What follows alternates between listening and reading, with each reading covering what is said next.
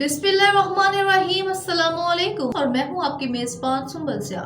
नजर डालते हैं अब तक की अहम तरीन खबरों पर। बल्दियात, हाउसिंग, टाउन प्लानिंग और public health engineering Sindh Saeed Ghani ने कहा है कि महकमा बल्दियात, public health engineering, rural development Sindh के तहत माली साल 2024-25 में सालाना तरक्याती स्कीमों में इन स्कीमों को तरजीह दी जाए जिससे आवाम को ज़्यादा से ज़्यादा सहूलियात की फरहमी मुमकिन हो सके।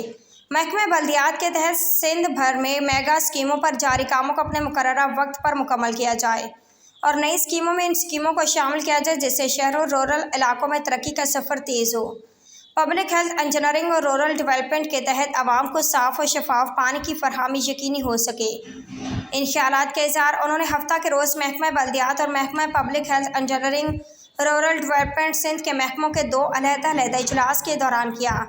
महकमा लोकल गवर्नमेंट के तहत सूबे भर में जारी तरक्याती कामों के हवाले से मुनक़िदा इजलास में additional chief secretary local government Sindh Syed Khalid Haider Shah, DG KDA Shujaat Hussain, chief engineer KDA, superintendent engineer KMC, project director mega Karachi Tariq Mughal, project director mega Sindh Abdul Ghani Sheikh और लोकल गवर्नमेंट के आला अफसरान ने शिरकत की।